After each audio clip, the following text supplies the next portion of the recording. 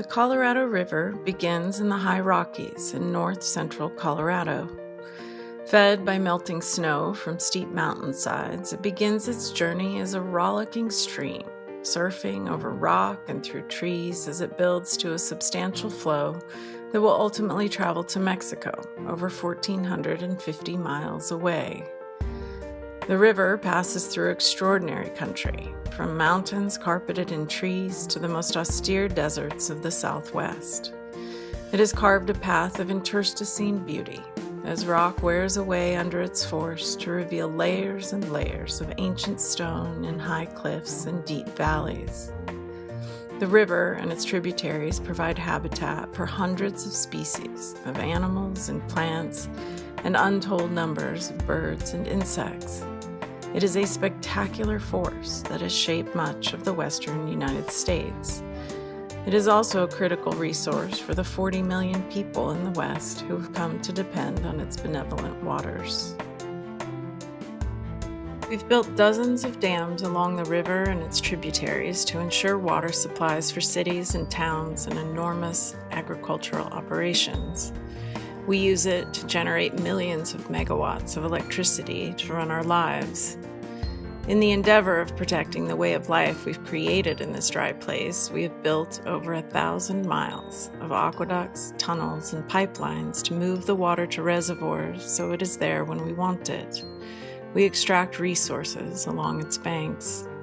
We pump it over mountains and the Continental Divide to get it to places it would never otherwise flow. We have altered the river dramatically, and climate change is beginning to alter it in new and challenging ways. When the river was divided among the 7 states that depend on it, the flow was said to be at least 15 million acre-feet per year.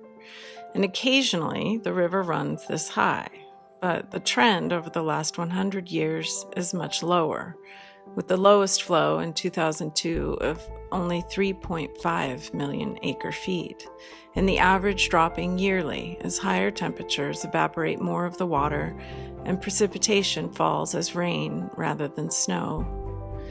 Projects continue to be built that attenuate the waters further, even as the river no longer reaches the Gulf of California.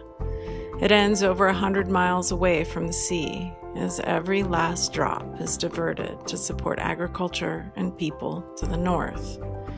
What is left behind there is now a salt-covered desert. The verdant delta has dried to a desiccated plain. It seems we've lost track of just how much we've changed something that nature created over millions of years, and I wonder, how far can we go before the river simply ceases to be a river at all? Already, in many places, it feels more like a long, lovely canal, punctuated by giant lakes, waiting to be drained to the places that siphon off more water than the river can provide. Lake Mead holds only 38% of the water it was designed to contain.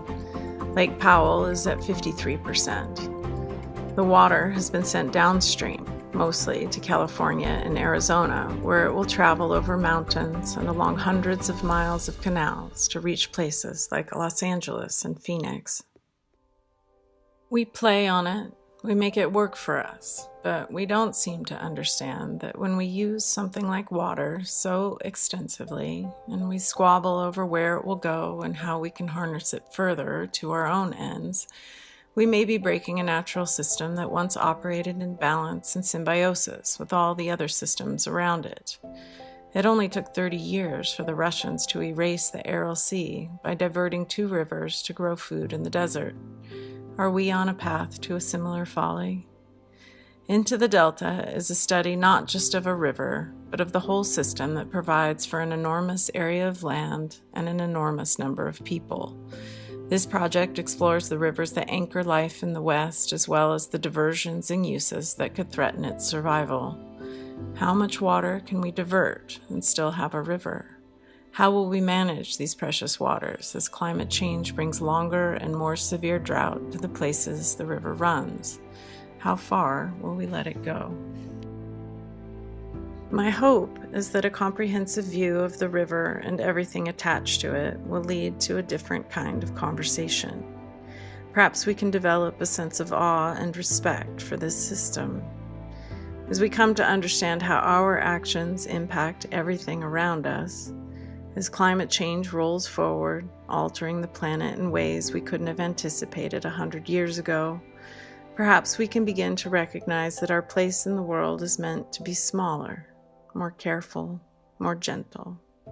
Perhaps we can find a way to let the river run a bit more freely, to let nature have its way, not only to protect this intricate, beautiful system, but to protect ourselves from ourselves.